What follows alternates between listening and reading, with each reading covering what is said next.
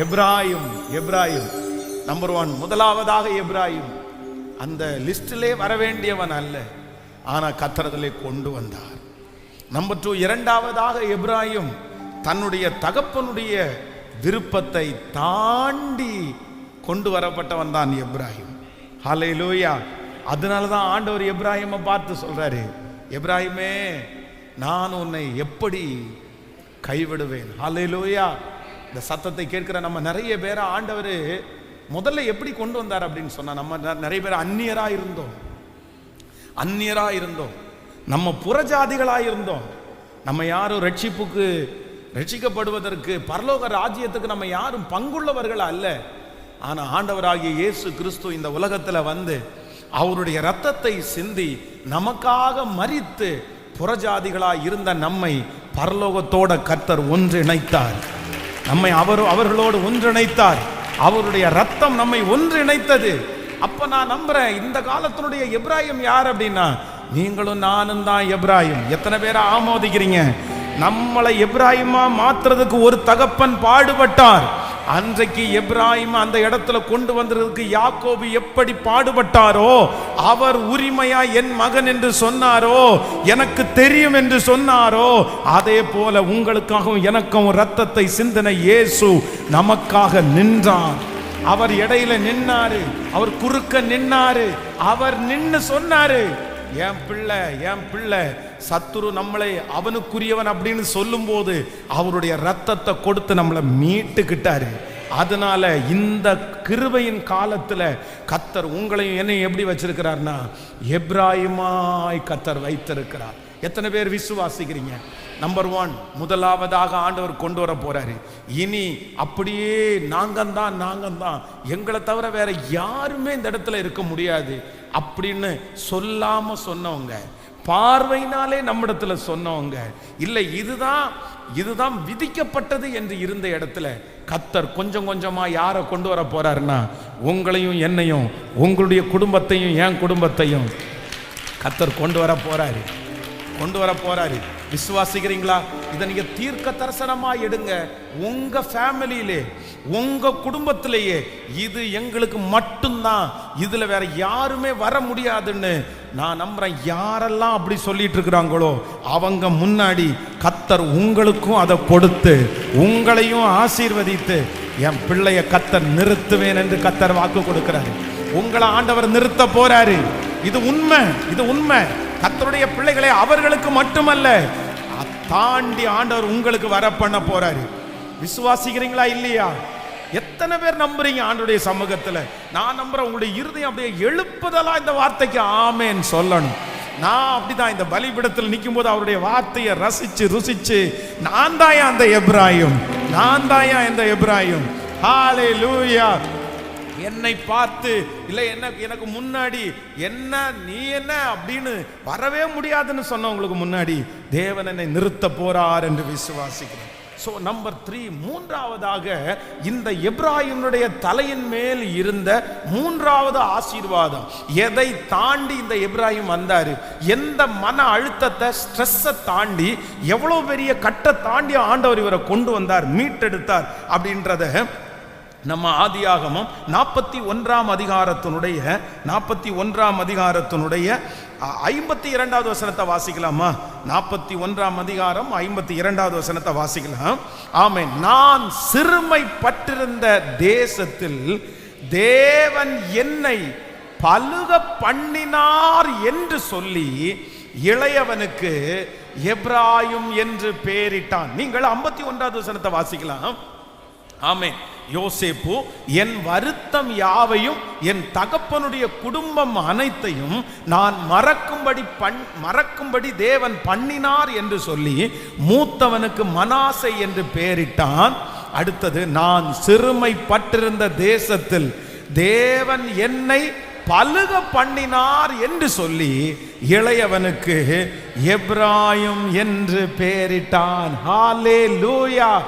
எப்ராயிமுக்கு மூன்றாவது வந்த ஒரு பெரிய ஆசீர்வாதம் என்ன அப்படின்னா, நான் சிறுமைப்பட்ட தேசத்தில் நான் சிறுமைப்பட்ட தேசத்தில், நான் சித்திரவதை அனுபவித்த தேசத்தில், நான் அவமானப்பட்ட தேசத்தில், என்னை களவாய் கொண்டு போகப்பட்ட தேசத்தில், என்னை கேட்கறதுக்கு யாருமே இல்லைன்னு நினைச்சு பொய் குற்றம் சாட்டப்பட்ட அந்த தேசத்தில் நான் பெருகும்படி பலுகும்படி பண்ணினார் என்று அவனுக்கு பெயர் எப்ராயிம். எப்ராயிம் என்கிறதற்கு என்ன அர்த்தம் அப்படின்னு சொன்னா, சிறுமைப்பட்ட தேசத்தில் கர்த்தர் என்னை பெருக பண்ணினார். ஹல்லேலூயா. நான் விசுவாசிக்கிறேன், கர்த்தரால் அழைக்கப்பட்ட எப்ராயிம் நீங்க, உங்க குடும்பம் எப்ராயிம், உங்க பிள்ளைங்க எப்ராயிம் வம்சத்தை சேர்ந்தவங்க. கர்த்தர் உங்களை எப்ராயிமாய் கர்த்தர் அங்கீகரிக்கிறார்.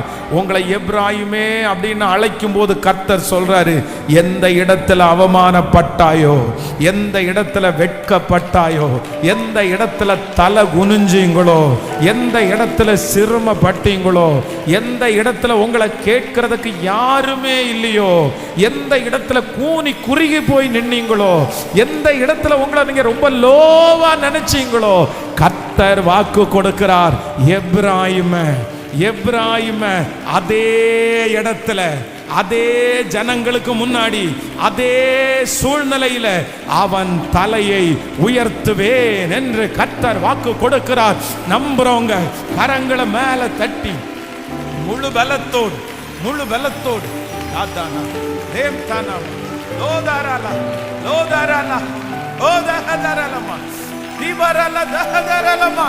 அந்த மகிமை, அந்த மகிமை ஒவ்வொருவர் மேலும் இப்போ இப்போ இப்போ ஆயத்தப்படுத்துங்கப்பா, ஆயத்தப்படுத்துங்கப்பா.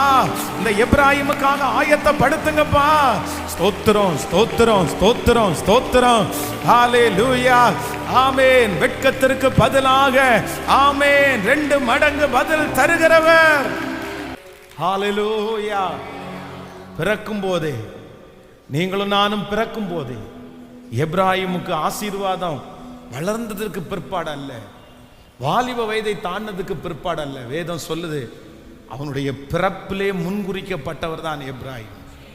பிறக்கும் போதே அப்பா இந்த பேர் வைக்கும் போதே எப்படி சொல்றாரு அப்படின்னு சொன்னா, இதே ஊர்ல நான் என்ன பட்டேன்னா சிறுமையை அனுபவிச்சேன், சிறுமையை அனுபவிச்சேன்.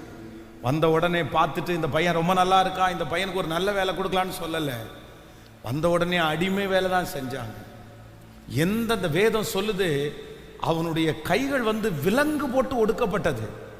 நமக்கு யோசேப்பு அனுபவிச்ச சித்திரவதைகள் எல்லாம் நமக்கு நிறைய நமக்கு தெரியாது.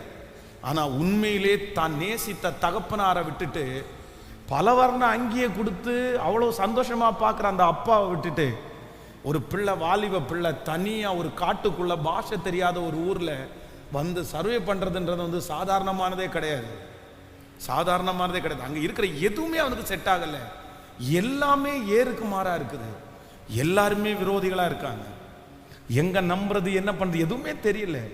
ஆனா அந்த மாதிரி ஒவ்வொரு நாளும் சித்திரவதை, ஒவ்வொரு நாளும் மன வருத்தம். இப்போ யோசேப்பு சொல்றாரு, இந்த சிறுமைப்பட்ட தேசத்திலே தேவன் என்னை பலுக பண்ணினார். அதுக்கு நான் ஒன்று சொல்லுவேன், எப்ராயிம், எப்ராயிம், எப்ராயிம், எப்ராயிம். ஆண்டவர் எல்லாரையும் பார்த்து, நான் நம்புறேன் நம்முடைய வீட்டில் ஒரு பெரிய உங்க பேர் என்னவா வேணாலும் இருக்கலாம், என்னவா வேணா இருக்கலாம். ஆனா ஆண்டவருடைய பார்வையில் நீங்களும் நான் எப்ராயிம். இன்னைக்கு உங்களுக்கு ஒரு புது பேர், நீங்கள் ஒரு புது நாமத்தினால் அழைக்கப்படுவீர்கள், ஒரு புது பேரினால் நீங்கள் அழைக்கப்படுகிறீர்கள். அந்த பேர் என்னன்னா எப்ராயிம், எப்ராயிம். ஹல்லேலூயா. எப்ராயிமே, நான் உன்னை எப்படி, உண்மைதானே, இவ்வளவு செஞ்சு இவ்வளவு அழகா நம்மளை கொண்டு வந்திருக்கிறார்ல. நீங்களும் நானும் இந்த இடத்துல வர்றதுக்கு என்ன சும்மா சாதாரணம் நினைச்சீங்களா? இந்த இயேசுவை தெரிஞ்சுக்கிட்டது சாதாரணம் நினைச்சீங்களா? ரட்சிக்கப்பட்டது சாதாரணமா? ஞானஸ்நானம் எடுத்தது சாதாரணமா? கிடையவே கிடையாது. ஒரு நாள்ல எத்தனை பைபிள்கள் கொடுக்கப்படுது தெரியுமா? ஒரு நாள்ல எத்தனை பேருக்கு பிரசங்கம் பண்ணப்படுது தெரியுமா? ஒரு நாள்ல எத்தனை பேருக்கு தனித்தனியா போய் சுவிசேஷம் அறிவிக்கப்படுது தெரியுமா? ஆனா சுவிசேஷம் அறிவிக்கப்படுகிற எல்லாரும் ரட்சிக்கப்படுறது இல்லை. ஒவ்வொரு நாளும் எத்தனை அற்புதங்கள் கர்த்தர் செய்றார் தெரியுமா? அற்புதம் பெற்றுக்கொண்ட யார், அற்புதம் பெற்றுக்கொண்டதுல நிறைய பேர் ஆண்டவரை ஏற்றுக்கிட்டது இல்லை. ஆண்டவரை ஏற்றுக்கிட்டது இல்லை. சுவிசேஷம் அறிவிக்கப்பட்ட நிறைய பேர் ஆண்டவரை ஏற்றுக்கிட்டது இல்லை. செய்தி கேட்கிற எல்லாரும் ஆண்டவரை ஏற்றுக்கிட்டது இல்லை. நம்ம குடும்பத்திலேயே இன்னைக்கும் ஆண்டவரை நேசிக்கிறவங்க இருக்கிறாங்க, செய்தி கேட்கிறவங்க இருக்காங்க. ஆனா இன்னும் அவங்க யாருக்குள்ள பலப்படலைன்னா, ரட்சிப்புக்கு நேரா வரல. இன்னும் நிறைய பேர் ஞானஸ்நானம் கூட எடுக்கல. இன்னும் நிறைய பேர் ஆண்டவரை சொந்த ரட்சகராக கூட ஏத்துக்கல. ஆனா ஆண்டவர் பாருங்க, அத்தனை வம்சங்கள் உங்களை சுற்றி இருக்கும் போது அவர் உங்களையும் என்னையும் தெரிந்து கொண்டு பேர் சொல்லி அழைத்து அவருடைய பிள்ளைகளாய் மாற்றி எப்ராயிமே இவ்வளோ தூரம் நம்மளை கொண்டு வந்த கர்த்தர், இந்த உலகத்திலிருந்து இப்படி வேறு பிரித்து எடுத்த கர்த்தர் உங்களை எப்படி சிஸ்டர் கைவிடுவாரு? எப்படி பிரதர் கைவிடுவாரு? நம்ம தற்கொலை பண்ணி சாக வேண்டியவங்க அல்ல, நம்ம ஒன்றும் இல்லாம சாக வேண்டியவங்க அல்ல. நம்ம சகிக்கிற ஒன்றும் நமக்கு ஒவ்வொன்றும் கிரீடம், நம்ம தாங்குகிற ஒவ்வொன்றும் நமக்கு கிரீடம், நம்ம சமாளிக்கிற ஒவ்வொன்றும் கிரீடமா மாறும். அதற்கு கர்த்தர் அங்கீகாரத்தை கர்த்தர் வைக்கிறார். தற்கொலை எண்ணம் உங்களுக்குள்ள எப்படி வருது? சாகலான்னு உங்களுக்கு எப்படி தோணுது? மரிக்கலான்னு உங்களுக்கு எப்படி தோணலாம்? சூசைட் பண்ணலாம் நீங்க எப்படி அந்த தாட் உங்களுக்குள்ள வருது? நீங்க எவ்வளவு வேல்யூபிளான ஒரு பர்சன், நீங்க எவ்வளவு கனத்துக்குரிய ஒரு ஆள். உங்களை மீட்டெடுத்த ரத்தம் சாதாரணமான ரத்தமா? எவ்வளவு விலையேற பெற்ற ரத்தம். கிறிஸ்து நமக்கு ஜீவனா இருக்கிறாரே, நம்ம பரலோகத்துக்குரியவர்கள். உங்களை என்னையும் பார்க்கும்போது பிசாசு நடுங்குது பிரதர், நடுங்குது சிஸ்டர். பிசாசுக்கு வேற யாரு மேலையும் கவனம் இல்ல, நம்ம மேலதான் கவனம். அதனாலதான் நமக்கு சோதனை கொடுக்கிறான். இவ்வளோ பெரிய ஆசீர்வாதமான இந்த ஜனமாகிய நம்ம சின்ன சின்ன விஷயத்துக்காக, உலக விஷயத்துக்காக இந்த வாழ்க்கை வேண்டான்னு நினைக்கலாமா? ஆண்டவரை தூசிக்கலாமா? முடிக்கலாமா? நீங்க சொல்லணும், நம்ம எவ்வளோ பெரிய காரியத்தை கர்த்தர் நமக்கு கொடுத்திருக்கிறாரு, எவ்வளோ பெரிய விலையேற பெற்றவர்கள். ஹல்லேலூயா. நிறைய பேருக்கு தெரியாது, உங்களுக்கு சுத்தி இருக்கவங்களுக்கு தெரியாது. அதை குறித்து கவலைப்படாதீங்க. இனி உங்க வாயிலிருந்து நான் சாகணும்ன்ற எண்ணம் வரக்கூடாது, அந்த வார்த்தை வரக்கூடாது உங்க வாயிலிருந்து. அப்படி ஒருவேளை அந்த வார்த்தை வந்துச்சுன்னா தயவு செய்து இன்னைக்கு மன்னிப்பு கேளுங்க. தெரியாம சொல்லிட்டேன் ஏசப்பா, தெரியாம சொல்லிட்டேன் ஏசப்பா. இங்க வயசான பாட்டிய காலில் தட்டி மிதிச்சு சாப்பாடு தட்ட அப்படியே உருட்டி காலில் தட்டி சாப்பிடுன்னு சொன்ன அந்த தாய், அந்த வயசான அம்மா இங்க இருந்து கண்ணை மூடி பரலோகத்துல மாளிகையில போய் உட்கார்ந்துட்டு இருக்குது. அப்படி நெற்றியில கிரீடங்களோட உட்கார்ந்து இருக்குது.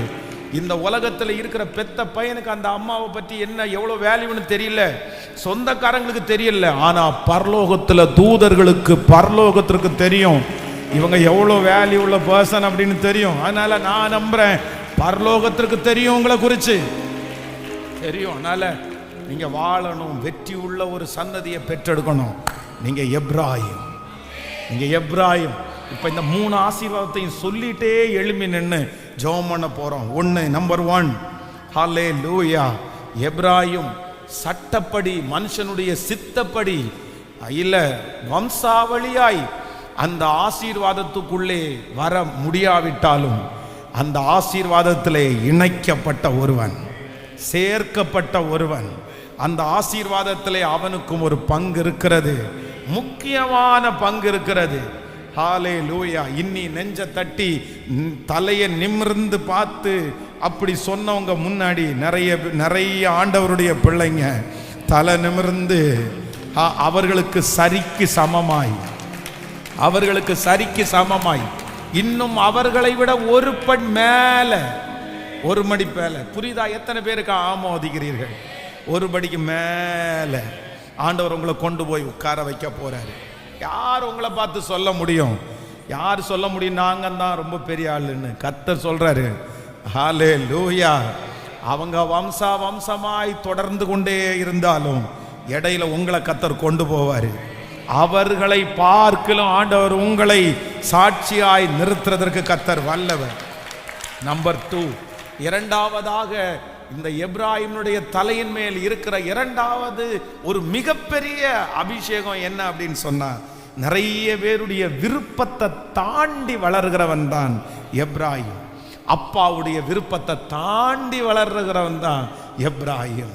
ஹல்லேலூயா. ஈசாக்கு பாருங்க, தகப்பனாருடைய ஈசாக்குனுடைய மகன் தாவீது பாருங்க, தகப்பனாருடைய அந்த விருப்பத்தை தாண்டி முன்னேறவர் தானே தாவீது. அதனால கர்த்தர் உங்களுக்கு சொல்றாரு, உங்க மேல ஆண்டவருக்கு பெரிய கரிசனை இருக்குது. நீங்க தாண்டி வளர்வீங்க. எந்த இடத்துல நீங்க பிளெஸிங்கா இருக்கிறதுக்கு விருப்பம் இல்லைன்னு நினைக்கிறாங்களோ, எந்த இடத்துல நீங்க நல்லா இருக்க கூடாதுன்னு நினைக்கிறாங்களோ, எந்த இடத்துல இவங்கள மேல விட வேலை வந்துடக்கூடாதுன்னு நினைக்கிறாங்களோ, நான் நம்புறேன் நீங்க எப்ராயிமா மாறிட்டீங்கன்னா, நீங்க எப்ராயிமா மாறிட்டீங்கன்னா. ஹல்லேலூயா, ஹல்லேலூயா. அவங்களுடைய விருப்பத்தை தாண்டி உங்களை வளர பண்ணுவார். விருப்பத்தை தாண்டி உங்களை வளர பண்ணுவார். ஹல்லேலூயா. 10 பேரை நிக்க வச்சு நீங்களும் ஒருத்தர் நிக்கிறீங்க.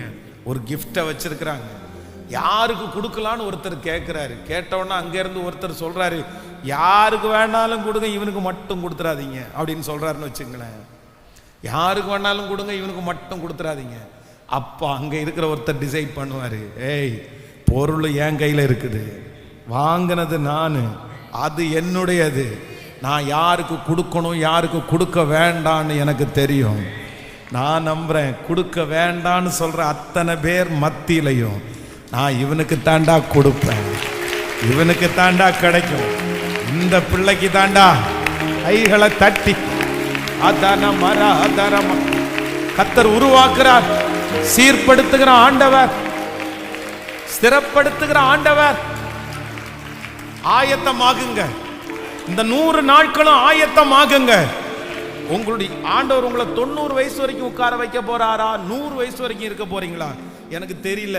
ஆண்டவருடைய வருகை எப்ப வரும், அதுக்கு முன்னாடி கூட வரலாம், எனக்கு தெரியல. ஆனா எனக்கு ஒண்ணு தெரியும், நீங்க உயிரோடு இருக்கிற நாளெல்லாம் நீங்க வெற்றியா வாழ்றதற்கு இந்த 100 நாள்ல கர்த்தர் உங்களை ஆயத்தப்படுத்துறாரு.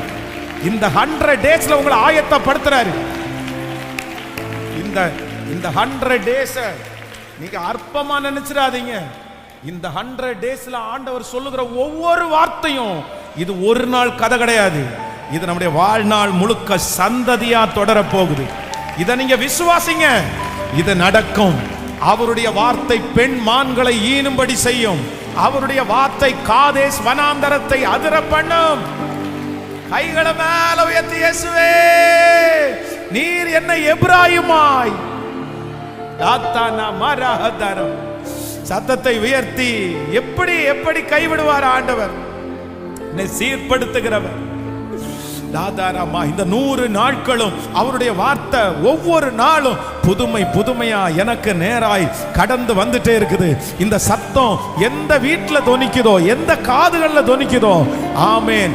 ஆன்லைன்ல லைவ்ல இருக்கிற அன்பு பிரதர் சிஸ்டர், தாய் தகப்பனே, இல்ல ஆண்டவர் உங்க மேல பெரிய திட்டமே வச்சிருக்கிறாரு. நீங்க எப்ராயிம், உங்க மூத்த மகன் ஒரு எப்ராயிம், உங்க மகள் ஒரு எப்ராயிம், உங்க சின்ன மகன் ஒரு எப்ராயிம், உங்க சின்ன பொண்ணு ஒரு எப்ராயிம். ஹல்லேலூயா.